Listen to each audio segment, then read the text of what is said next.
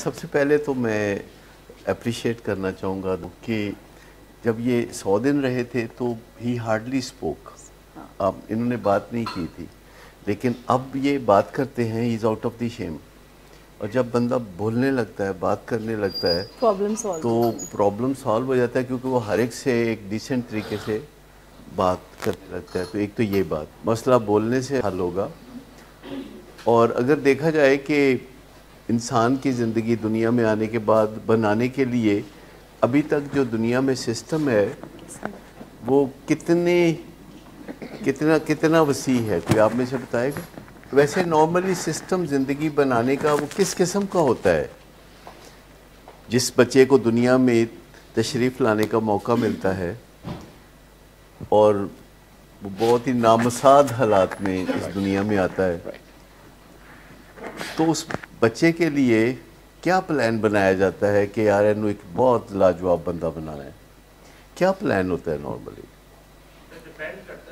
जो भी प्लान है, देखिए ना, कहीं प्लान हो, डॉक्टर बनेगा, इंजीनियर बनेगा, फुटबॉलर बनेगा, ऐसे भी कई नहीं, प्लान क्या होता है? प्लान देखिए, जैसे कि एक बच्चा है दुनिया में आया, तो कई दफ़ा ये भी कहा जाता है स्कूलों की तरफ से, जो बहुत आला किस्म के स्कूल हैं, कि अगर बच्चा अभी दुनिया में नहीं आया तो आप उसका नाम लिखवा दें, रजिस्ट्रेशन करवा दें।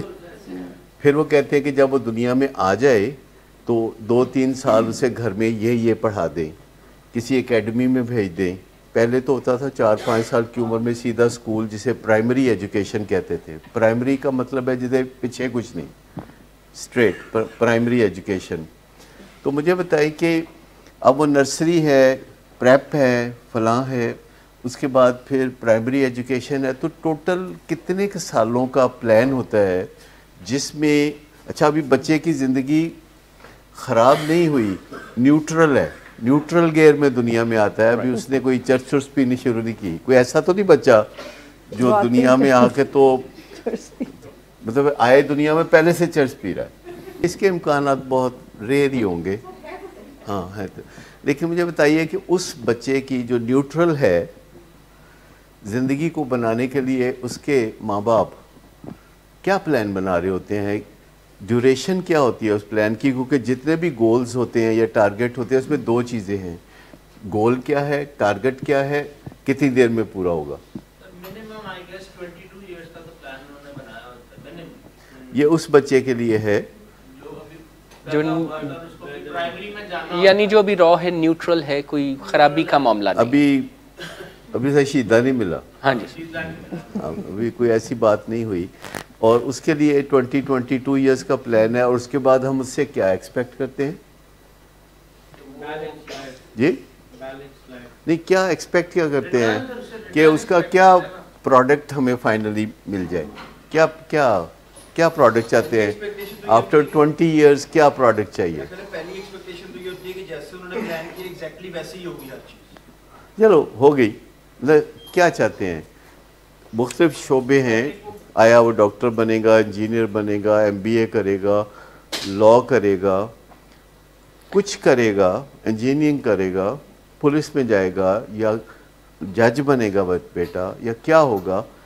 मतलब ये तो रखी ही जाती है कि he will be a good person, अच्छा बंदा बनेगा, हमारी इज़्ज़त वगैरह करेगा। पर उसको ज़रा हम साइड पे रख देते हैं। और 20 साल की एजुकेशन के बाद वो पढ़ सकता है, वो लिख सकता है, अगर वो डॉक्टर है तो वो अपना फंक्शन कर सकता है एज ए डॉक्टर, वकील है तो वो किसी के साथ काम शुरू कर सकता है एज अप्रेंटिस, इंजीनियर है तो वो भी काम शुरू कर लेगा। और नॉर्मली उससे ये तवक्को रखी जाती है कि उसको कोई जॉब मिलेगा। और अक्सर लोग ये भी कहते हैं कि बच्चे को जॉब ऑफ़र है फ़लाँ जगह से, फ़लाँ जगह से, फ़लाँ जगह से। आप इस बारे में क्या कहते हैं कि जो लोग कहीं से ग्रेजुएशन करते हैं, जैसे लम्स से या हार्वर्ड से या किसी और जगह से करते हैं, तो कोई जॉब ऑफ़र्स होती है घर आके कोई कि भी आप पढ़ लिख गए हैं तो आपको ये जॉब ऑफ़र है? अच्छा, दुनिया में कितने लम्स और कितने हार्वर्ड हैं? Very very very very rare. तो मोस्टली जो यूनिवर्सिटीज़ पाई जाती हैं, जैसे पंजाब यूनिवर्सिटी से किसी ने ग्रेजुएशन की हो तो आप समझते हैं कि उसको जॉब ऑफर्स होंगी? नहीं नहीं कोई कॉल करके कहेगा कि आप आए हमारे साथ जॉब करें? नहीं सर। नहीं ना। और इन यूनिवर्सिटीज़ में जब लोग पढ़ते हैं तो वो कितने लोग हैं जो ये सारे 20 साल गुजार के आखिर में वो बन जाते हैं जो कि उनके वालिदैन उनको बनाना चाह रहे हैं, और कितने ड्रॉप आउट होते हैं? जी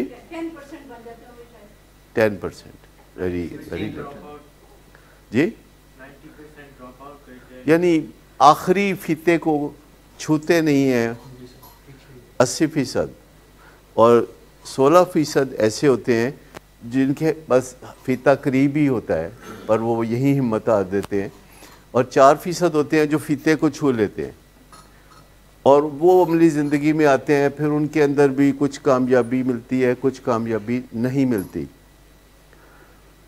और वालिदैन का ये बहुत बड़ा मसला है कि बच्चा पढ़ाई से उखड़ गया। यानी ये बात बड़ी कॉमन तकलीफ़ दे बात है घरों में कि एक ऐसी फैमिली जहाँ पढ़े लिखे लोग रहते हैं, अफोर्डिंग लोग रहते हैं, और उनका बच्चा पढ़ाई से उखड़ गया है। और जो बच्चा पढ़ाई से उखड़ जाए उसके बारे में आमतौर पर क्या तसव्वुर किया जाता है कि खुद ही एक दिन आएगा और पढ़ाई के साथ जुड़ जाएगा। नहीं वो कहते हैं नेशनल नहीं पढ़ना है काम पे रहो। एने नहीं पढ़ना है, काम पे रहो।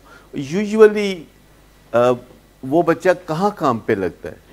अपने बाप की जगह पे। ठीक।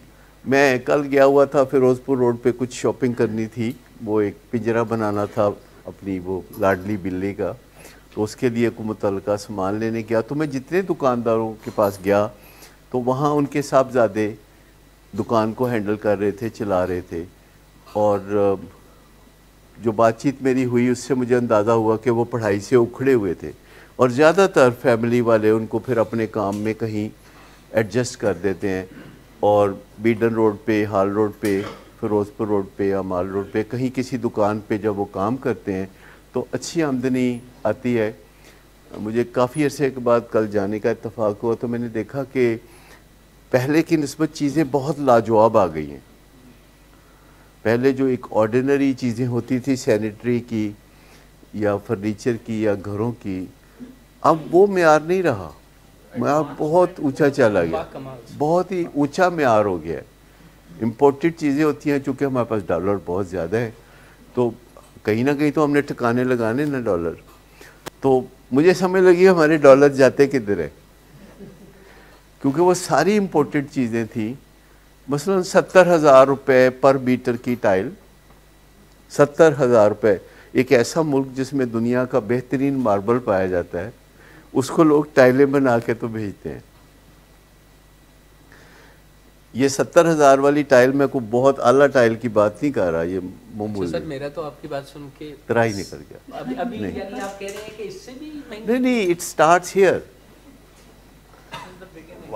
ये तो बिगिनिंग वाली बात है।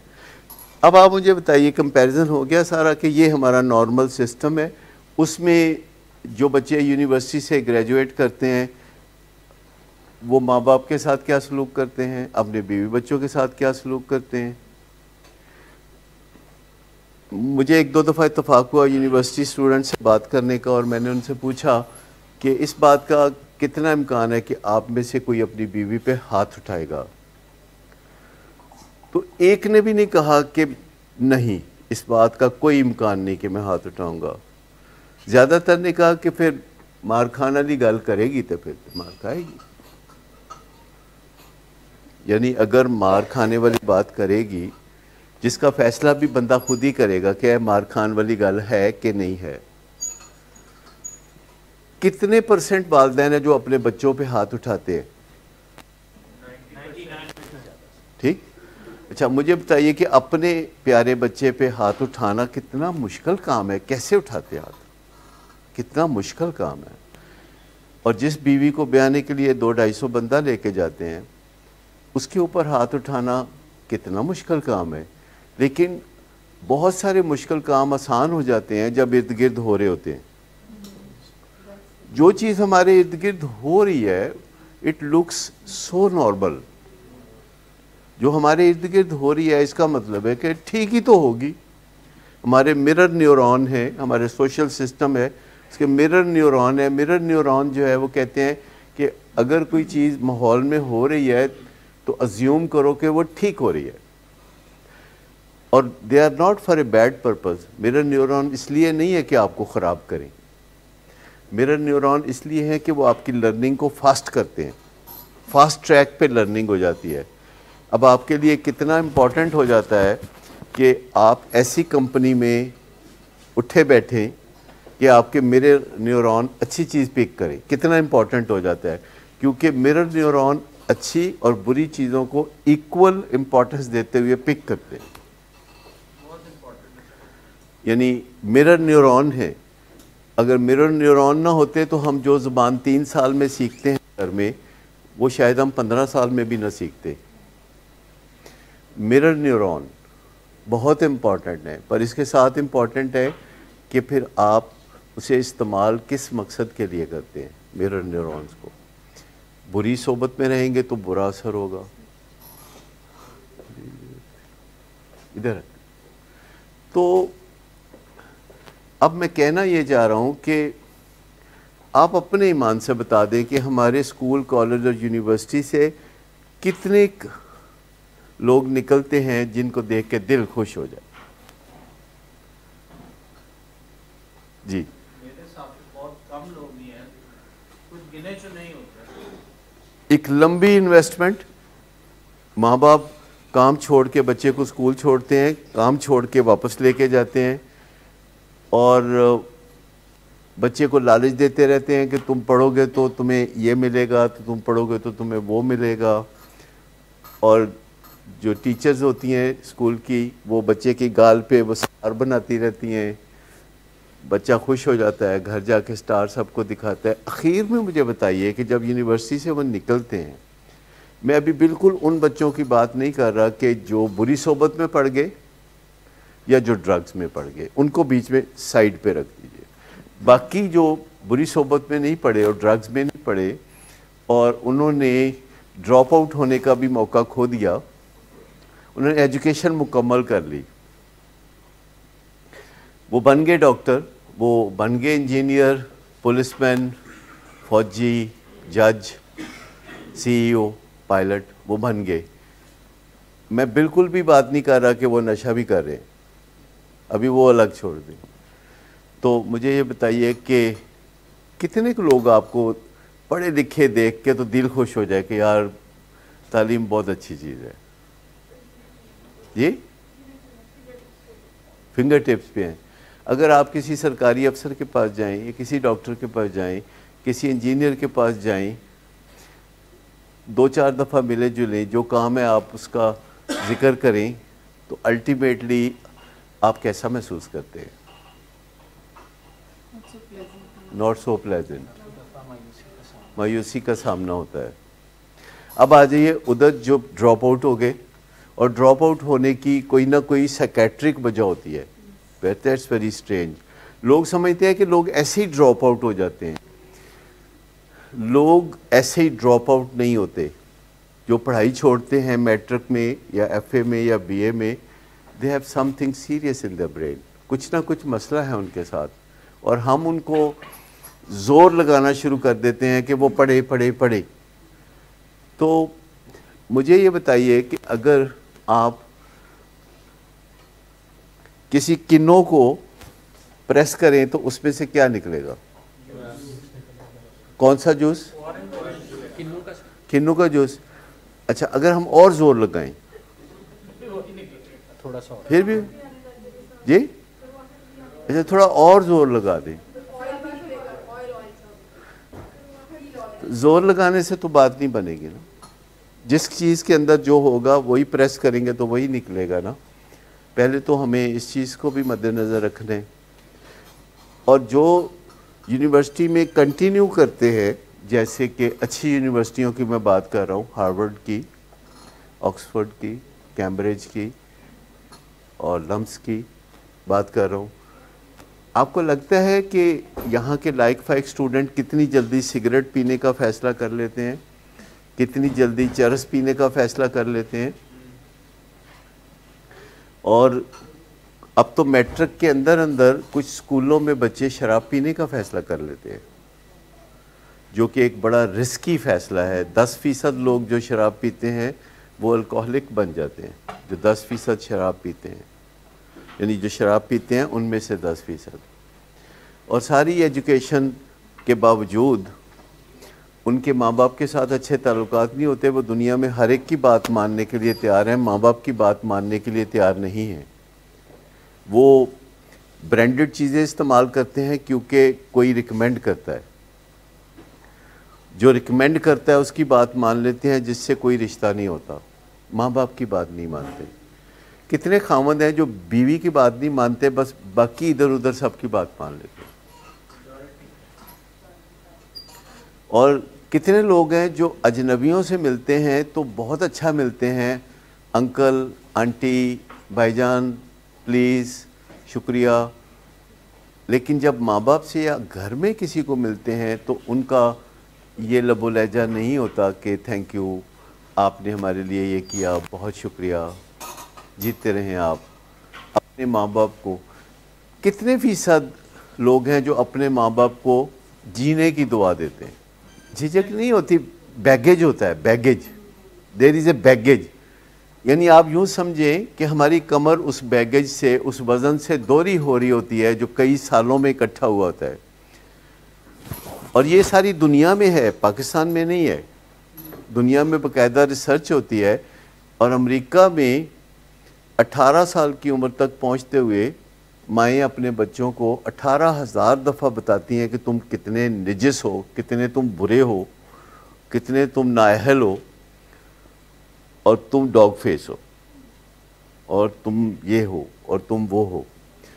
ये बैगेज जो होता है ना, ये जो बचपन में 4 साल की उम्र, 3 साल की उम्र में आना शुरू होता है, ये बैगेज 18 साल की उम्र तक पहुँचते पहुँचते अमेरिका में ये हालात होते हैं कि ज़्यादातर लोग जो हैं 18 साल का इंतज़ार कर रहे होते हैं कि उसके बाद घर से निकल जाएं, एंड नोबडी ऑब्जेक्ट्स। लोग समझते हैं कि दिस इज़ सो नॉर्मल। वो पहले ही कह रहे होंगे नहीं कि असी चले जाना है, माँ बाप भी कह रहे होते हैं हाँ जाना तो है, ये उन 18 साल का तुसी हो गया। वो एक दूसरे की तपिश को बर्दाश्त करने के काबिल नहीं रहते। इतनी तपिश होती है उनके अंदर कि वो एक दूसरे की तपिश को बर्दाश्त नहीं कर पाते। अब वहाँ अगर 18 साल की उम्र तक पहुँचते पहुँचते 18,000 दफ़ा कुछ बातें इस तरह की बच्चे से की जाती हैं कि तुमसे तो फलाना अच्छा है, और तुम्हारी शक्ल ऐसी है, और तुम यूँ हो, और तुम वो हो। पाकिस्तान में एक जो वो बेतकल्लफ़ी से क्या कहा जाता होगा बच्चों को?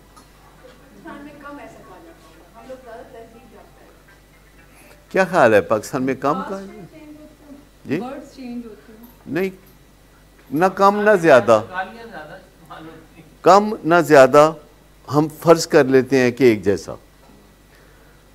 और अमूमन बच्चे जो हैं वो वालिदैन से यहाँ भी भागना चाहते हैं, लेकिन यहाँ अभी खुल के नहीं कहते। यहाँ कहते हैं कि मैनू पढ़न बाहर भेज दो, मैं तुहाडे नाल रहना नहीं चाहता, लिहाजा तुसी इस बहाने दुनिया नू भी नहीं दस सकते। वैसे अगर इस तरह मुझे बाहर भेज देंगे कि मैं पढ़ने जा रहा हूँ तो आपकी फेस सेविंग हो जाएगी। और लोग अपने बच्चों को बाहर पढ़ने भेजते हैं तो पीछे एक स्ट्रॉन्ग रीज़न ये होता है कि वो उसकी तपिश को बर्दाश्त नहीं कर सकते, और वो घर वालों की तपिश को बर्दाश्त नहीं कर सकता। और उसके बाद वो फिर वहीं सेटल हो जाते हैं। फिर जब उनके माँ बाप को उनकी ज़रूरत होती है तो वो कभी वापस नहीं आ सकते, क्योंकि उन्हें ऐसी जॉब ऑफर्स पाकिस्तान में नहीं होती जो बाहर होती हैं। भी रिसेंटली मेरे दोस्त हैं जो पुलिस ऑफिसर रिटायर्ड हुए हैं, और उनको बड़ी डिप्रेशन हो गई है, and he wants to commit suicide. He is so depressed, और he was a very very big officer और वेरी गुड ऑफिसर। और कहते हैं कि मेरे 3 बच्चे हैं, तीनों बाहर हैं और तीनों मुख्तलिफ मुल्कों में हैं, और मैं और मेरी बीवी यहाँ पे हैं, और मुझे समझ नहीं लगती अब मैं रिटायर्ड हो गया हूँ तो मैं क्या करूँ, अब मुझे कोई पूछता ही नहीं है। तो मैंने कहा अपने बच्चों में से किसी को कहें कि अपने बीवी बच्चों समेत आ जाएं। कहते नहीं, वो कहते हैं कि नहीं हमारा पाकिस्तान में कोई मुस्तकबिल नहीं है। और उसने कहा कि मेरा सबसे गलत डिसीजन ये था कि मैंने अपने बच्चों को बाहर पढ़ने भेजा, एक ऐसी चीज़ के लिए भेजा विच डज़ नॉट अमाउंट टू बाहर भेज देना पढ़ने के लिए, कहीं भेज देना और रिश्ते ख़त्म कर लेना और अपने जो प्लेयर्स हैं उनको ख़त्म कर देना। और जब वो मर भी जाते हैं तो कभी बाहर से बच्चे आ जाते हैं, कभी नहीं भी आते। लेकिन मुझे बताइए कि जो इधर रहते हैं वो कभी अपने माँ बाप को देख के पकड़ के उनको ये कहते हैं कि जीते रहो, मरना नहीं। क्या बात हो रही होती है कि बात च पता नहीं लड़ाई ना होवे, तुसी अपने हथी वंड दो सब कुछ। रिश्तेदार भी कह रहे होते हैं, बच्चे रिश्तेदारों से कहलवा रहे होते हैं और किसी बंदे के जीते जागते इंसान के साथ ये बात करना कि ਤੁਹਾਡੇ बाद, आपके मरने के बाद मतलब क्या होगा। मुझे बताइए कि कितनी बदशगुनी है किसी बंदे से जो बिल्कुल ठीक है और अच्छा भला चलता फिरता नज़र आता है, उसको इशारे कनाओं में ये बात पैगाम के तौर पर दी जाती है और उसकी फैमिली के लोग बहुत ज़्यादा इनसिक्योर होते हैं कि बाद में जो बीच में थोड़ा तगड़ा होगा वो सब कुछ ले जाएगा और जो कमज़ोर होगा उसको नहीं मिलेगा। और कमज़ोर कौन होता है घर में? बेटियां और बेटों में क्या फ़र्क होता है? बेटा तो बेटियों को कुछ मिल जाता है, बहुत कम सारा नहीं ठीक हो तो मिलता, वरना कोई नहीं मिलता। पहले तो बिल्कुल नहीं मिलता था, अब थोड़े कवानीन बदले है। अब मैं आता हूँ असल बात की तरफ कि 20-22 साल की रियाजत बच्चे के साथ जो स्कूल, कॉलेज और यूनिवर्सिटी में की जाती है, उसके बाद जो रिज़ल्ट्स हैं वो मैंने आपके सामने रख दिए। अच्छा, यहाँ जब कोई आता है तो वो क्या चाहता है? अभी आता है तो जाने की बातें कर रहा होता है, आता है तो उसका होता है कि दिन गिनने शुरू कर देता है कि वो बाहर कहीं ये नुकसान हो जाएगा या वो नुकसान हो जाएगा, कितने दिन और कब जाऊंगा।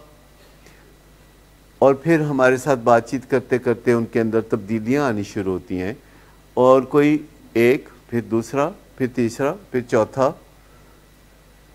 कहना शुरू कर देता है कि नहीं मैं आऊँगा फॉलो अप में, और उसकी नीयत बिल्कुल ठीक होती है।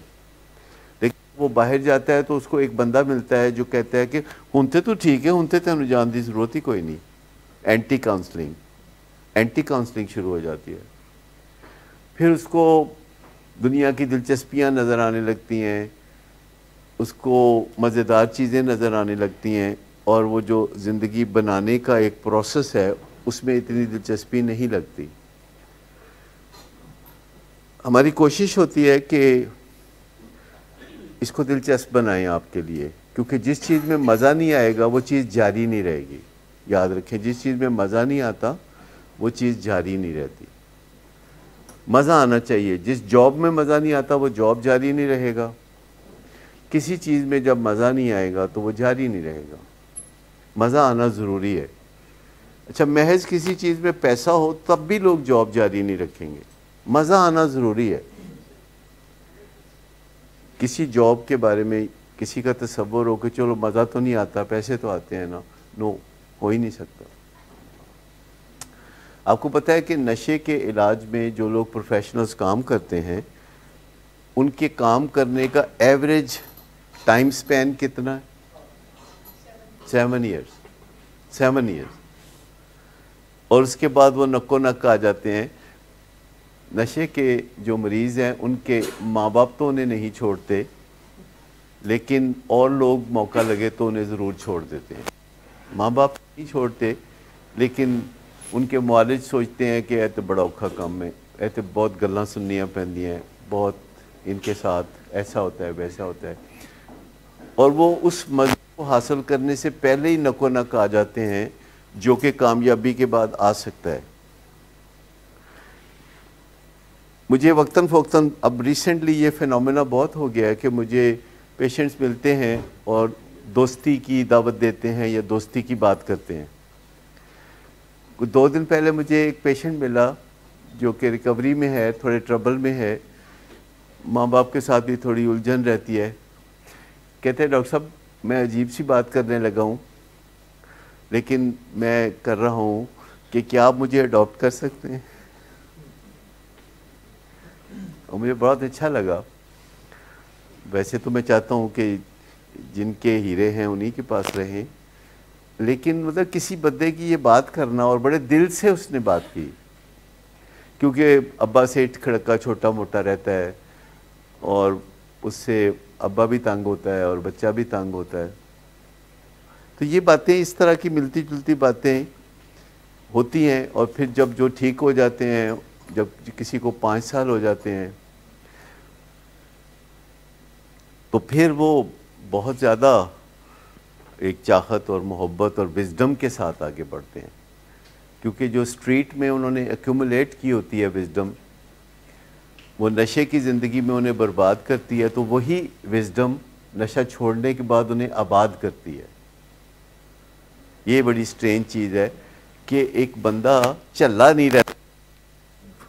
मैंने आज तक नहीं देखा पिछले 45 साल में कि कोई पेशेंट हो भोला वाला सा हो, मतलब जिसे पता ना हो दुनिया का, उड़ती चिड़िया के पर गिनते हैं। बस एक नशे का हैंडीकैप है जो कि पीछे से ग्रिप करके रखता है उनको कि तुम्हें हिलने नहीं दूंगा। नशा पीछे से पकड़ के रखता है। और बेहतरीन जो लोग होते हैं अपने ख़ानदानों के, जो स्टार्स होते हैं, वो उनको नशा पीछे से ग्रिप करके रखता है, होल्ड करके रखता है। और नशे के साथ शेम होती है जो होल्ड करके रखती है, और उसे समझ नहीं लग रहा होता कि पहले मुझे उस शेम से निजात पानी होगी। वो कहते नहीं पहले मुझे मेरा मुकाम लुटा दो, उसके बाद फिर मैं आपकी शर्तें भी पूरी कर दूंगा। वो ये कहते नहीं पहले आप अपनी शर्तों को नरम करें, और घर वाले कह रहे होते हैं कि तुम ऐसे हो जाओगे तो फिर ऐसे कर देंगे, और तुम ऐसे हो जाओगे तो ऐसे हो जाएंगे। लेकिन मुझे बताओ कि कितना कंपैरिजन आप कर सकते हैं एक 20-22 साल की एजुकेशन, स्कूल, कॉलेज, यूनिवर्सिटी की, और हमारे पेशेंट्स जो आते हैं इनके अंदर मैक्सिमम ड्रॉप रेट होता है। तकरीबन क्या ड्रॉप रेट होगा हमारे पेशेंट जिन्होंने एजुकेशन मुकम्मल नहीं की, dropped out? More than that. ठीक, तो उसके बाद how much time do you give us? और आप देखते हैं कि हम every day without a fail we come over the stage and we talk to you, और फिर अलहदा भी बात करते हैं, फिर आपको टीवी पे भी प्रोग्राम दिखाते हैं, फिर ये सब कुछ करते हैं। कोशिश कर रहे होते हैं कि तेज़ी से चेंजेस आ रही हों, और हमारी कोशिश होती है कि चीज़ों को ज़रा जज्बाती अंदाज में भी पेश कर दें, बार बार भी पेश कर दें, और फिर आप कहते हैं कि वही बातें बार बार करते हैं। तो असल में ये ट्रीटमेंट का अहम हिस्सा है कि वो बातें बार बार की जाएं, पर नए अंदाज में की जाएं, वो बातें की जाएं, क्योंकि जब तक वो बातें घुट्टी में नहीं बैठेंगी, दिमाग के अंदर डीप नहीं उतरेंगी, तब तक बात नहीं बनेगी। और काम बहुत होता है करने का नशे के बीमारी में, काम बहुत होता है। सोशल सिस्टम जो कि हमारे दिमाग का हिस्सा है, 5-6 मरकज़ हैं दिमाग के जिनके अंदर बिगाड़ आ गया होता है, वो सोशल सिस्टम सारा संवारना होता है, जिसके लिए रूल ऑफ थंब क्या है? रूल ऑफ थंब ये है कि ये जिद्दोजहद शुरू होती है, अपनी इस्लाह की जिद्दोजहद शुरू होती है, पर कभी ख़त्म नहीं होती। ये रूल ऑफ थंब है। रूल ऑफ थंब वो होता है जो पक्का रूल नहीं होता, बस गुजारे के लिए बनाया जाता है कि लगता है ऐसे होगा। रूल ऑफ थंब, जैसे अगर कोई बंदा नशा करता हो और लोग उंगलियां उठाएं तो इसका मतलब है वो एडिक्ट है, यूज़र नहीं है। ये रूल ऑफ थंब है। तो रूल ऑफ थंब जो है वो क्या है जी, कि जिद्दोजहद शुरू होगी, कभी ख़त्म नहीं होगी। लेकिन ये कोई पक्का रूल नहीं है, साइंटिफिक रूल नहीं है। आप देखते हैं कि बीच में 1-2 बंदे हैं, कभी किसी दिन 2, किसी दिन 1, किसी दिन 2, किसी दिन 1, वो इस बैरियर को तोड़ के निकल जाते हैं, बैरियर को क्रॉस कर देते हैं, बैरियर, इस बैरियर को क्रॉस कर देते हैं, उनकी नशे की तलब यकदम ख़त्म हो जाती है और वो ठंडे ठार हो जाते हैं और बेहतरीन हो जाते हैं। और उसकी निशानी ये होती है कि जब वो चलते हुए आपके पास या मेरे पास आते हैं तो दिल खुश हो जाता है। बस ये समझें कि सिंपल रूल है, ये भी रूल ऑफ थंब है। रूल ऑफ थंब वही होता है कि जरा गुजारे लिए बनाया जाए, पक्का रूल नहीं होता। लेकिन अगर कोई बंदा जो कि नशे का मरीज़ है चलता हुआ आपकी तरफ आता है और आपको अच्छा लगता है, आपको बेचैनी नहीं होती और आप कहते ठीक है आओ बैठो, ठीक, आपको बेचैनी नहीं होती, तो इसका मतलब है कि वो बेहतर हो गया होगा। कोई नहीं कहता कि डायबिटीज़ का इलाज शुरू होता है ख़त्म नहीं होता, कोई नहीं कहता, ये भी नहीं कहता। आप में से किसी को तजर्बा है कि किसी डॉक्टर ने कहा हो कि ये चलता रहेगा? डायबिटीज़ के बारे में लोगों को खुद ही खप खप के पता चल गया है कि ये चलता रहता है इलाज। ब्लड प्रेशर और दिल की बीमारी में भी कोई नहीं कहता। अगर किसी को दिल के अंदर स्टेंट पड़े तो डॉक्टर उसको कहता है कि आपका दिल नया हो गया है, कहता है उन भूल जाओ सब कुछ। क्या मुझे बताएं कि जो दिल में स्टेंट पड़ता है तो जो पीछे सिस्टम है जिसकी वजह से स्टेंट डालना पड़ा, उस सिस्टम को कुछ करने की ज़रूरत है कि नहीं? इसी तरह जब हमारे पास पेशेंट्स आते हैं वो मूड और मिजाज के हाथों परेशानियों का शिकार होते हैं, वालिदैन उनको पुश कर रहे होते हैं कि पढ़ो पढ़ो पढ़ो, और इसके सिवा कोई चारा नहीं होता कि वो कोशिश करें पढ़ने की, क्योंकि उनको कोई एक्सेप्ट नहीं करता, दे आर नॉट इंक्लूडेड।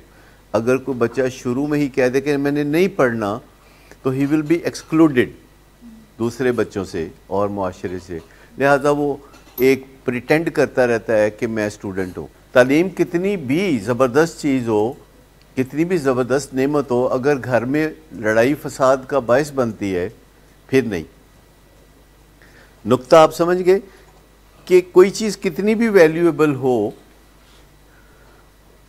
आपका बच्चा बाहर जाके कनाडा पढ़ रहा है और वहाँ से एजुकेशन मुकम्मल करके वहीं रह जाता है, ये कितना भी आला गोल हो, अगर वो आपकी ज़िंदगी से खारिज हो गया है, जबकि उसे आपने पाल पोस के जवान किया था कि इसके साथ मैं चलूँगा, तो अगर वो आपकी ज़िंदगी से खारिज हो गया है तो वो कितना भी उसको हीरे मोती लग गए हैं, आपके किस काम का, आपके किस काम का? और अगर वो आपसे महरूम हो गया तो उसके किस काम का?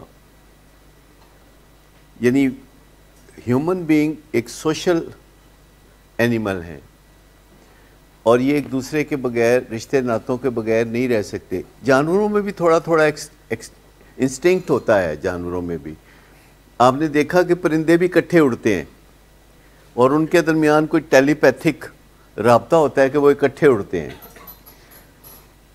गाय भैंसें भी इकट्ठी चलती हैं, मछलियाँ भी अगर एक्वेरियम में भी रखी हों तो वो फॉर्मेशन में चलती हैं, इंस्टिंक्ट के ज़रिए। वो एक दूसरे से उस तरह बातें नहीं कर सकती जैसे कि हम लोग कर सकते हैं।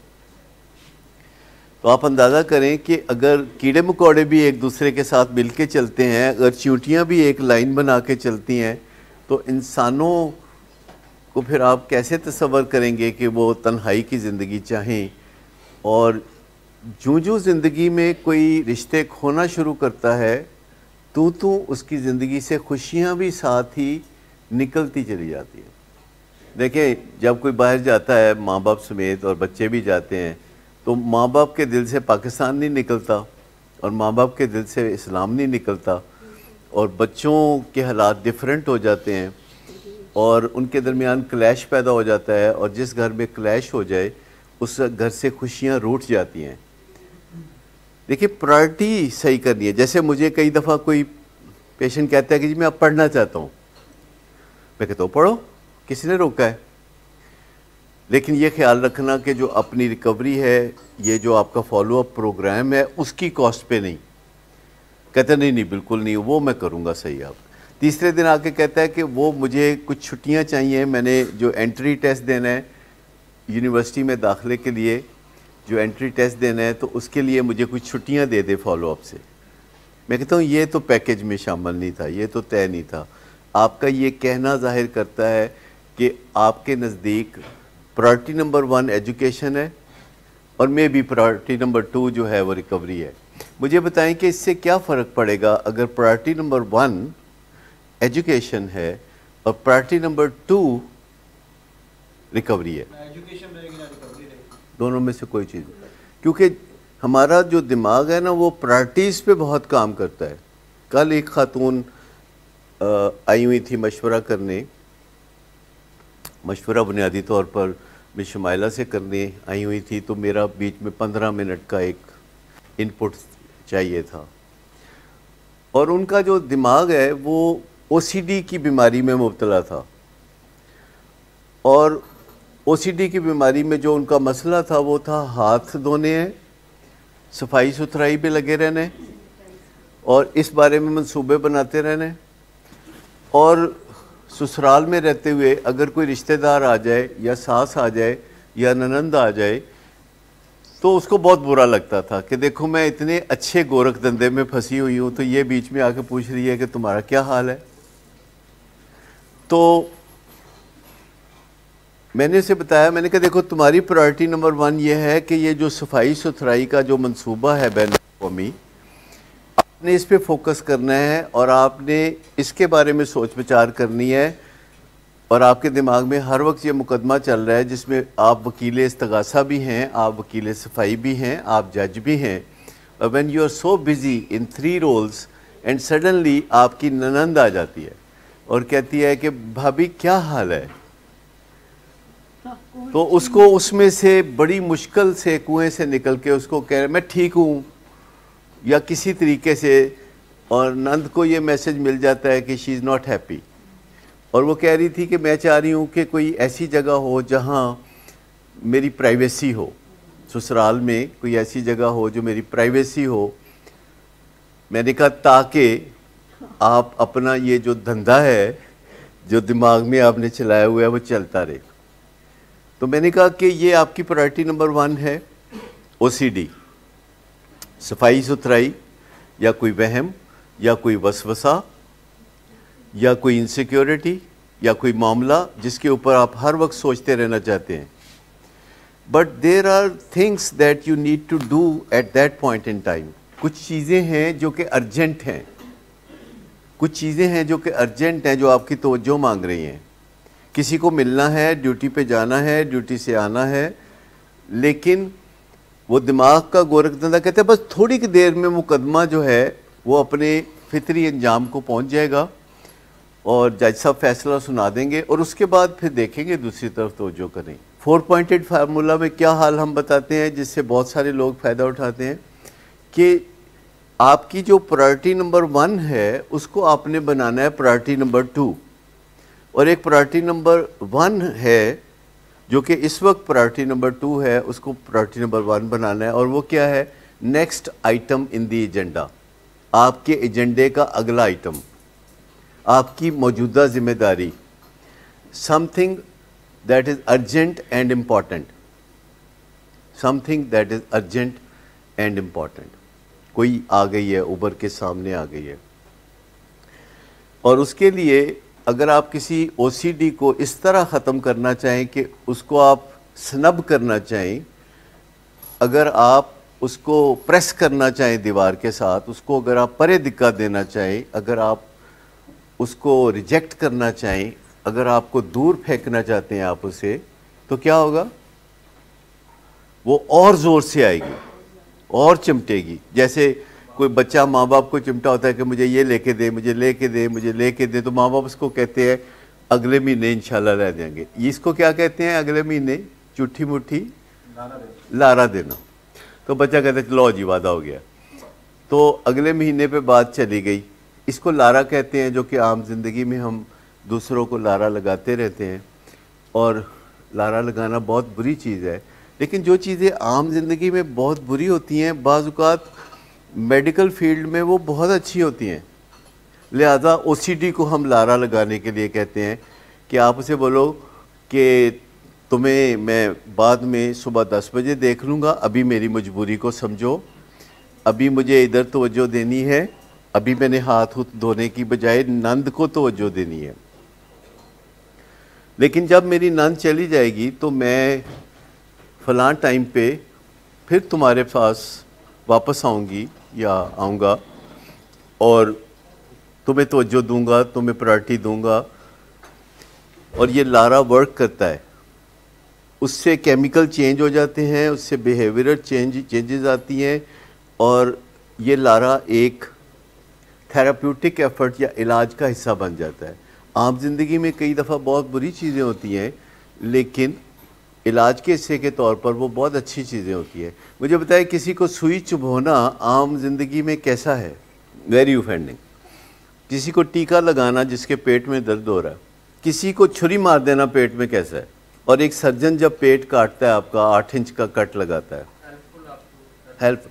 तो यही लारा जो कि आम जिंदगी में बुरा है, इसमें बहुत कि प्रायोरिटी आपकी चेंज हो गई। जब आपकी प्रायोरिटी चेंज हो गई तो आपके जो केमिकल हैं वो उलट हो गए। जब प्रायोरिटी चेंज हो गई तो केमिकल उलट हो गए। आपको ये बात समझ में आ गई कि इम्पॉर्टेंट को इम्पॉर्टेंट कहा जा रहा है, किसी और तरफ डायरेक्शन में नहीं पुश किया जा रहा। ये नहीं कहा जा रहा कि तालीम ज़्यादा यानी इम्पॉर्टेंट नहीं है, ये नहीं कहा जा रहा। ये कहा जा रहा है कि रिलेशनशिप तालीम से भी ज़्यादा इम्पॉर्टेंट है, इतना कहा जा रहा है। मैं तो आपको एक जनरल रूल बता दिया है कि 2 चीज़ें हैं, एक सोना है, एक चांदी है, तो आपको पता ही होना चाहिए ना कि कौन सी चीज़ बेहतर है। तो जो रिलेशनशिप हैं इसके बारे में we take them for granted. वो फ्री में मिले होते हैं रिलेशनशिप, अच्छा बड़े लाड मिले होते हैं, बड़ा प्यार मिला होता है। बचपन में वालिदैन बड़े सदके बड़े वारी जा रहे होते हैं, घर की मुर्गी तो बंदा कभी सोचते ही नहीं कि ये कितने वैल्यूएबल होंगे, क्योंकि आपने उनका कौन सा कोई बिल अदा किया हुआ है। और मुफ्त की जो मोहब्बत होती है उसकी उस तरह कदर अफजाई नहीं हो सकती। लेकिन फिर एक रिसर्च है जो कि हार्वर्ड में अभी भी चल रही है, 85 साल गुजरने के बावजूद चल रही है, जिसमें हार्वर्ड ग्रेजुएट भी शामिल हैं और हार्वर्ड के बाहर जो झोंपड़पट्टी थी उस ज़माने में, और उनका वो अंदरून शहर था, उनकी वो ग्वाल मंडी थी, तो वहाँ से भी 250-300 लोग उन्होंने पकड़े थे और 85 साल से उन्होंने उनके हालात का जायज़ा लिया और फिर उनके बच्चों के हालात का जायज़ा लिया, फिर उनके बच्चों के बच्चे पैदा हो गए, तो 3 जनरेशन्स का वो जायज़ा ले चुके हैं और हज़ारों कागज़ इकट्ठे करके बैठे हुए हैं, वो हज़ारों रिपोर्टें इकट्ठी करके बैठे हुए हैं। उनमें एक जॉन एफ कैनेडी भी था। उन्होंने हर एक को फॉलो किया कि हार्वर्ड के ग्रेजुएट्स का क्या बना और जो बाहर से जो लोग थे उनका क्या बना, किसको मेंटल इलनेस हुई, किसको शिज़ोफ्रेनिया हुआ। और ये सारी स्टडी उन्होंने हार्वर्ड की जो स्टडी की उसमें वो हर 15 साल के बाद बैठ जाते हैं कि हुनतिकर की नतीजा है, अब तक क्या। और अभी कोई 2 साल पहले आखिरी दफ़ा उन्होंने बताया कि अभी तक तो यही है कि ताल्लुकात, आपसी ताल्लुकात, इसकी बहुत वैल्यू है। जिसके ताल्लुकात खो गए उसकी खुशियाँ खो गई। अब आपको समझ में आ गई कि मैं ये नहीं कह रहा पढ़ाई नहीं। देखिए प्रायोरिटीज़ के नंबर हैं। मुझे आप बताइए, क्रिकेट टीम में अब आप 11 खिलाड़ियों को बैटिंग करने के लिए भेजते हैं तो किस ऑर्डर से भेजते हैं? ठीक है, आप कभी ऐसा तो नहीं करते कि बॉलर्स को पहले भेजते हैं। प्रायोरिटी हर जगह नज़र आती है, सेट प्रायोरिटी। तो लेकिन जब हम किसी चीज़ को एम्फेसाइज कर रहे होते हैं तो कोई दूसरी चीज़ लगता है कि डी एम्फेसाइज हो गई है। जब हम कह रहे होते हैं ताल्लुकात बहुत अच्छे हैं तो लगता है कि हम कह रहे हैं कि नहीं तालीम अच्छी नहीं। लेकिन इन दोनों चीज़ों का आपस में मुकाबला नहीं है। ताल्लुकात इतने ज़्यादा कीमती हैं कि इनका आपस में कोई मुकाबला नहीं है। लेकिन किसी चीज़ की प्रायोरिटी दूसरे नंबर पे होना या तीसरे नंबर पे होना या चौथे नंबर पे होना खैरियत है, ऐसा कुछ नहीं होने वाला। लेकिन अल्टीमेटली दुनिया में रिसर्च ही बताती है कि क्या ठीक हो रहा है और क्या गलत हो रहा है और प्रायोरिटी में क्या फ़र्क पड़ता है। प्रायोरिटी मुझे बताइए कि ज़्यादातर लोग अपने बच्चों के बारे में जब बताते हैं और उनकी तादाद गिन के बताते हैं तो वो कहाँ से शुरू करते हैं? भाई बड़े से क्यों भाई? वो तो पुरानी बात हो गई जी। ये सब तो पहला वही हो गया ना, तो पुरानी गल हो गई ना, कोई नवी गल करो। नवी गल की है जी? नहीं, किसने बना दिया? किस छोटे बच्चे क्यों दुखी होते हैं? क्योंकि बड़ा बच्चा जो है, एक तो वो पहले अकेला होता है तो सारी तवज्जो वो खींच लेता है, वो मलाई सारी वो ऊपर से निकाल लेता है। इस चीज़ का तो अंदाज़ा होता है ना कि कुछ लोग जब खाना खाने बैठते हैं तो वो कुछ लोग जो है वो बेहतरीन खाना खुद डाल लेते हैं, है ना ऐसा? कहीं आप दही लेने गए हैं तो दुकानदार के कुंडे से आप कहते हैं यार ऊपर से मलाई मुझे दे दो सारी, और फिर एक गरीब गुरबा गाहक आएगा तो जिसको बगैर मलाई के तो वो दही मिलेगा। तो जो बड़ा बच्चा होता है जो आपको फ़ख्र देता है कि आप बाप बन गए हैं या आप माँ बन गए हैं, और वो फ़ख्र देता है आपको, आप कहते तेरा जवाब नहीं, तू तो सानू ऐसी अजीब फीलिंग देती है तो असी तो आसमान ते उड़ते फिरने हैं।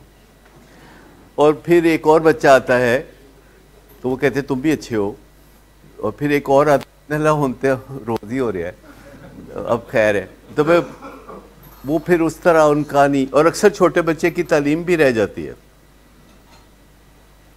लेकिन बच्चे बहुत सियाने होते हैं, बच्चे बहुत सियाने होते हैं और वो इन चीज़ों को बहुत महसूस करते हैं।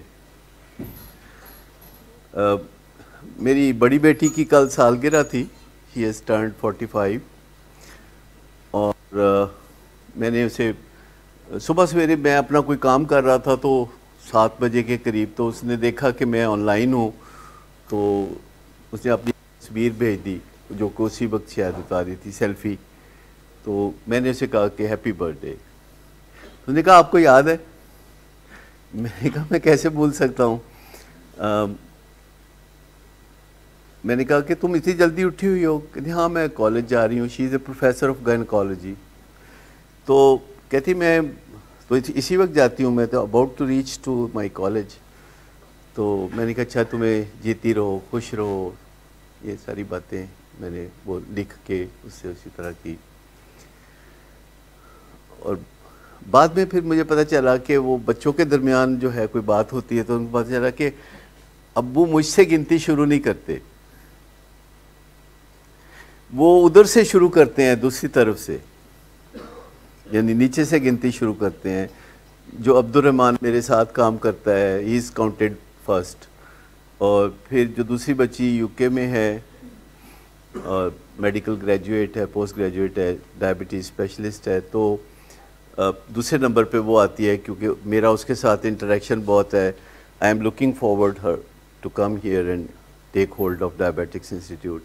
तो वो भी आके तो डायबिटिक्स इंस्टीट्यूट संभालेगी, तो उसको तो फिर उसके बाद एक तीसरी बेटी है जो कि डेंटल सर्जन है जो यहीं बैठती है, तो उसके साथ भी लिंक रहता है। तो चौथे नंबर पे फिर वो एक बेटा जो अलग काम करता है, और 5वें नंबर पे तो उसने कहा कि हम तो 5वें नंबर वाले हैं। अच्छा, मुझे कॉन्शियसली ये पता नहीं था कि मैं ऐसा कर रहा हूँ, क्योंकि मैं हमेशा गिनती यहाँ से शुरू करता था। जो चीज़ करीब है तो गिनती आप वहाँ से शुरू करते हैं। अब्दुर्रहमान मेरे साथ काम करता है, रोज़ 3 दफ़ा मिलता है। रोज़ रात को मेरी बेटी असरा से बात होती है जो कि यूके में है और वहाँ काम करती है, और काम के अलावा घर संभालती है और बच्चे, she is a single mother, और घर संभालती है और साथ काम करती है, और काम के अलावा ऑनलाइन काम भी करती है। बड़ी टफ़ लाइफ है। तो मैंने कहा आ जाओ, और उसने कहा कि मैं आ जाऊंगी। लेकिन आपको अंदाज़ा हुआ कि अगर आप सिर्फ इतना ट्विस्ट ले आए प्रायोरिटी में कि आप ऊपर से गिनने की बजाय बच्चों को नीचे से गिनना शुरू कर दे, तो फ़र्क पड़ता है कि नहीं पड़ता? पड़ता है कि नहीं फ़र्क पड़ता?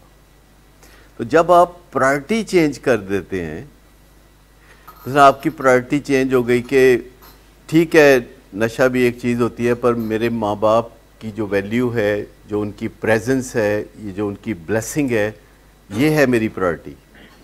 ये जो मेरे बच्चे हैं, ये जो मेरी तरफ देखते हैं, और ये जो मेरी बीवी है जिसका दिल कुछ मुर्दा हो गया है मेरे नशे की वजह से, वो दुनिया को मुँह नहीं दिखा पाती, दुनिया को बता नहीं पाती, और जिसकी इज्जत उसकी दरानियों जेठानियों से कम है। आपको पता है ये चीज़ होती है। और ओदा बेचारी दा की कसूर है, but this is how it happens कि बेटा नशा करता है, ओदी वैल्यू कोई नहीं घट हुई, ओदी तो वध गई है, पर उसकी बीवी की वैल्यू थोड़ी कम हो जाती है, दरानियों जेठानियों में वो थोड़ी कम हो जाती है। These are very cruel facts of life. जी, हार्श रियलिटी के फ़र्क पड़ता है। आप किसके दोस्त हैं इससे भी फ़र्क पड़ता है। अगर गवर्नर पंजाब के आप दोस्त हैं या प्राइम मिनिस्टर के आप दोस्त हैं और वो आपके घर फेरा लगा जाए, आपके मोहल्लेदारों की आंखें ही पथरा जाएंगी, आप कई सारी काई पलट जाएगी, परसेप्शन ही सारे चेंज हो जाएंगे। It's all perceptual world, there is nothing like reality. ये इट्स ए गुड न्यूज़ कि आप परसेप्शंस को कितनी आसानी से चेंज कर सकते हैं, रियलिटी को कितनी मुश्किल से चेंज करते हैं, पर परसेप्शंस को आप बड़े आराम से चेंज कर सकते हैं। आपका परसेप्शन है कि आप अनहैप्पी हैं, आप इस परसेप्शन को बदल लें कि आप हैप्पी हैं। आप 2-4 दफ़ा कहना शुरू कर दें। मेरे एक मियाँ बीवी क्लाइंट हैं, बीवी उनकी मेरे साथ पढ़ती रही है, मियाँ जो हैं वो भी दोस्त हो गए, तो दोनों के साथ मेरी बात होती है उनके बेटे के हवाले से। और उनका मेरे साथ सेशन सुबह 11:30 होता था, तो मैंने उनको कल पैगाम भेजा कि मेहरबानी करके इस सेशन को 10 बजे कर लीजिए। ये पैगाम मैंने 8 बजे भेजा। तो वो कहने लगे कि यहाँ तो सर्दी बड़ी है, कोयटा में -11 टेम्परेचर है, तो इतनी जल्दी हम कैसे आएंगे। मैंने कहा वो डॉक्टर साहबा को ज़रा जवाब जाके मेरी तरफ से कि वो कह रहे हैं कि 10 बजे आ जाओ। तो वो आ गए 10 बजे। तो मैंने उनको कहा कि ऑनलाइन सेशन, मैंने कहा कि आप अच्छे भले ठीक ठाक आदमी है और घर भी आपका हीटेड है, और खिड़की के बाहर जो सर्दी है वो आप महसूस कर रहे हैं। ऐसा होता है ना, खिड़की के बाहर आप अच्छे भले हैं, लेकिन टीवी पे आता है कि पाकिस्तान दिवालिया हो रहा है और आपका दिल दुखी है। आप अच्छे भले हैं, लेकिन आपको पता है पाकिस्तान, मेरा प्यारा पाकिस्तान जो है वो दिवालिया हो रहा है, तो आपका दिल दुखी हो जाता है। Because these are perceptions. आपको लगता है कि this is going to affect me. तो आपके हाथ में गेम है, क्योंकि रियलिटी चेंज करने की बजाय परसेप्शन चेंज करना बहुत आसान है। प्रायोरिटी चेंज कर देना कि ये मेरी प्रायोरिटी है और ये मेरी प्रायोरिटी नहीं है, और उसके ऊपर 2-4 दफ़ा गौर कर लेना, और आप कॉन्शियसली या अनकॉन्शियसली ये करते रहते हैं। मुझे बताइए कि आपके सारे दोस्त एक जैसे हैं या उनकी कोई नंबरिंग है? कि नंबर 1 कौन है, नंबर 2, नंबर 3, नंबर 4? आपने कोई अपने दोस्तों के नाम ऐसे तो नहीं ना रखे हुए, LHR 225? ऐसे तो नहीं है ना। आपको पता है he is the best friend. अच्छा, अब सडनली आपको पता चलता है किसी वजह से कि वो आपका बेस्ट फ्रेंड नहीं है, और वो आपके डाउनफॉल का बायस है, वो आपको नुकसान पहुंचाता है, किसी तरह नुकसान पहुंचाता है, पूरी नेक नीति से आपको नुकसान पहुंचाता है। वो आपको कहता है कि काम मत करो, अब ज़रूरत नहीं है तुम्हें काम करने की। वो आपको कहता है कि तुम छोड़ दो काम शाम, और वो पूरी अच्छी नीयत से कहता है कि आप काम छोड़ दो। वो ह्यूमन काइंडनेस के साथ कहता है। तो आप काम छोड़ेंगे कि उसको छोड़ेंगे? उसी को छोड़ेंगे ना, जो कि आपको गलत सलाह देता है, और आप उसकी तरफ रुजू करेंगे जो आपको कहता है कि आप बहुत अच्छा काम कर रहे हैं, प्लीज़ कीप डूइंग इट, करते रहो। प्रायोरिटी चेंज करनी पड़ेगी। ये आपके हाथ में है कि बच्चों को नीचे से गिन लें या बच्चों को ऊपर से गिन लें, और फिर जब किसी को अकेले मिले तो उसको आप अहमियत दे दें। और मैंने फिर ख़ास तौर पर टेलीफोन किया अपनी बड़ी बच्ची को और उसको कहा कि देखो तुम सबसे ज़्यादा प्राइड देने वाली हो मुझे, तुम्हारी वजह से मुझे पता चला कि फादरहुड क्या चीज़ होती है, तुम्हारी वजह से मुझे पता चला कि पैटर्नल लव क्या होती है। तो कहती है आपने मुझे खुश कर दिया। लेकिन मैं आपको बताऊं कि if you change perceptions gradually your reality will change also. Perception के पीछे चलती है रियलिटी, तो first you have to change perception. मुझे बताइए कितने लोग हैं जिनके ज़हन में तो पुत्र साड़ा नहीं ठीक होना।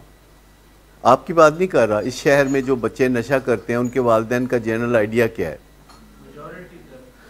मेजॉरिटी ऐसा सोचती है। सबसे पहले ये सोच बदलने की ज़रूरत है। मुझे एक माँ ने कहा कि मेरा खामद जो है वो कहते छड़ दे इस पुत्र दा खेड़ा। बेटा 16 साल का है और पढ़ता नहीं था और डिफरेंट मसले थे, तो उसका हामद कहता था क्यों खजल हो रही हो तुम, कभी वहाँ से सेशन करती हो डॉक्टर सदाकत के साथ किसी और मुल्क से, फिर तुम आई गई इधर फिर आके करती हो, किस चक्कर में तुम पड़ी हुई हो।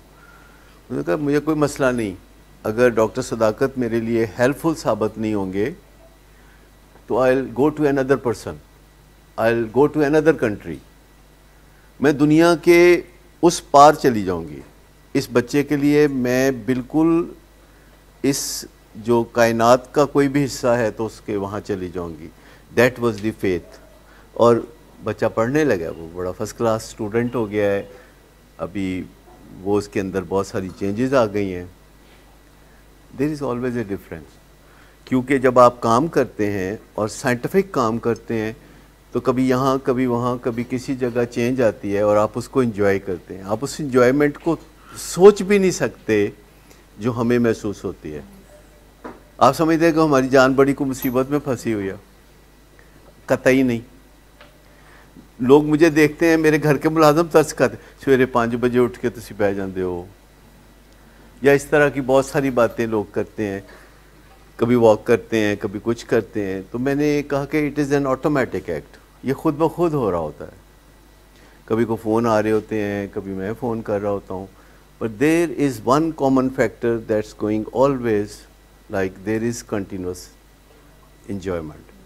कोई लंबे चौड़े स्टेप नहीं है, जस्ट एक सिंपल रियलिटी है, उसको समझ लें, काम बन जाएगा आपका। नंबर 1 कि अपने बच्चों को बैड फीलिंग ना दें। एजुकेशन के बहाने या किसी भी बहाने अपने बच्चों को बैड फीलिंग ना दें। This is minimum. मैक्सिमम ये है कि गिव देम गुड फीलिंग। पर इतनी सी बात है, अगर आप ये कर लेंगे तो आप अपने बच्चों के सेलिब्रिटी होंगे। इसका मतलब ये नहीं है कि आप उनकी बातें मानें, इसका मतलब ये नहीं कि आप बर्गर खिलाएं उनको डबल डबल, ना, ऐसा कोई मसला ही नहीं। आप 24 घंटे कहें सॉरी मैं नहीं कर सकता, लेकिन गले लगा लें, प्यार कर लें दिल से, और उनके साथ ये बात करते हुए, कोई फ़िक्रा बोलते हुए सोच लें कि इसका नतीजा क्या निकलेगा, इसका इफ़ेक्ट क्या होगा। मैं अक्सर कोट करता रहता हूँ, क्योंकि हमारा काम है तो हम और ऑब्जर्व करते हैं कि कोई बिल्ली बिल्ला है तो उसके साथ मैं कुछ काम करता हूँ, तो बिल्ला जो है वो मेरे साथ काफ़ी इंटरेक्ट करता है और वो तकरीबन मेरे साथ बातें करता है, मेरी बात को भी समझने लगा है वो, और उसके ऊपर जो साइंसी तजर्बात भी मैं करता रहता हूँ। और मुझे कभी कभी लगता है जैसे उसके अंदर कोई इंसानी रूह है, लेकिन कई दफ़ा मैं उसके साथ बिल्कुल वैसी बातें करता हूँ जैसे आप लोग अपने बच्चों के साथ करते हैं। और जो तक मैं जियोना ना, तेरिया मौजां लगी हुई हैं, कल नूं मैं मर जाऊँगा तो फिर तेरा बुरा हाल होएगा, रोलेगा तू, इस तरह की बातें करते हैं। तो वो कई दफ़ा मेरी बात नहीं सुनता, तो फिर मैं उसको इस तरह कोई ना कोई बातें ऐसी कहता हूँ जो वो कोई समझता भी नहीं है। वो समझता है वो तरीके, अगर मुझे कोई तरीका पता करना है, मसलन उसकी आदत है कि वो आता है मेरी गोद में और यहाँ सीने पे आता है और गले मिलना चाहता है और फिर मेरे मुंह पे किस करना चाहता है या कुछ छूना चाहता है। तो मैं कहता नहीं यहाँ तक रो, इधर से नहीं।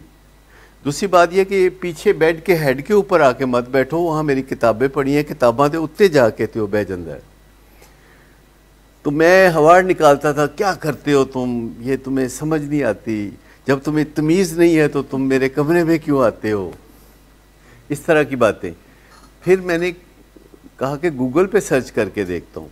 तो मैंने गूगल पे लिखा कि इस तरह जो कैट है वो मुझे तंग करता है और वो ऐसे एरियाज़ में आता है जो कि मैं नहीं पसंद करता। मैं कहता हूँ कि इस एरिया से इधर इधर रहो, आके बिस्तर पे बैठ जाओ, ये कर लो वो कर लो, लेकिन मेरे सर पे ना सवार हो। तो वहाँ लिखा हुआ था कि जिधर से आप उसे मना करना चाहते हैं ना, तो वो पानी का एक स्प्रे ले लें, स्प्रे। तो अगर वो उधर आता है ना, तो आप पानी का एक ना वो बिल्कुल बारीक सा स्प्रे, तो वो भागेगा। बिल्लियों को ये बहुत मुश्किल होती है पानी के स्प्रे से, तो मैं ऐसे कर देना तो वो भज जाना उन्हें।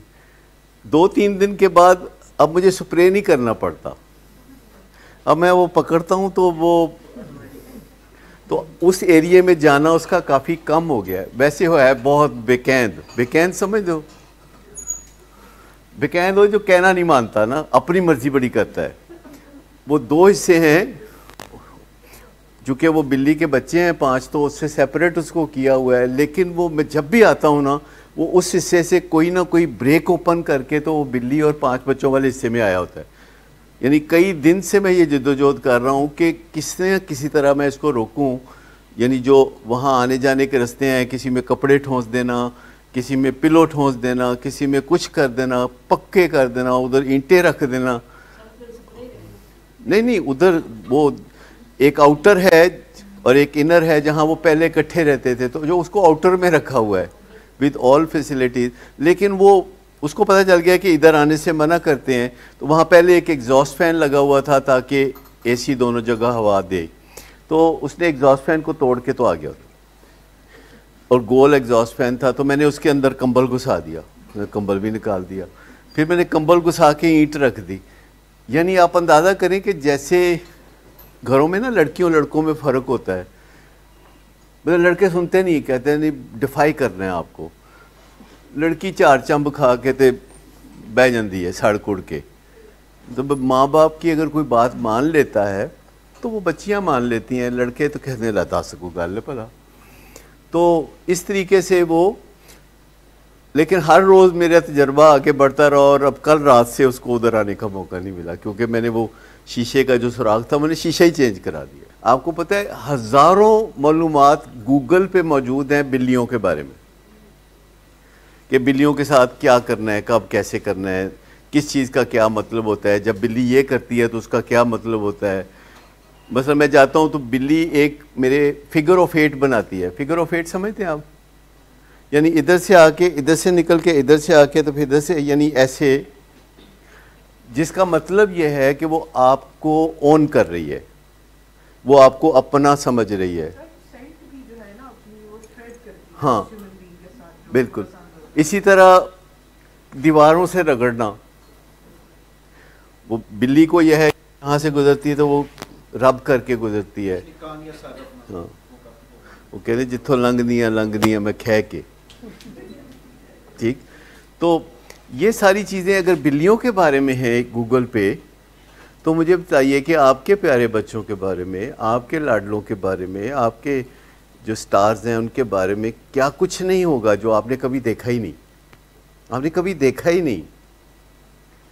कभी खोल के तो देखें कि आपके बच्चों की कितनी अहमियत है। उन्होंने एक एक चीज़ के बारे में, ड्रग्स के बारे में, सिगरेट के बारे में, marijuana के बारे में, उनके रवैयों के बारे में, उनके खुश या नाखुश होने के बारे में, उनके बात मानने या ना मानने के बारे में बिल्लियों से हज़ारों गुना ज़्यादा मालूमात हैं।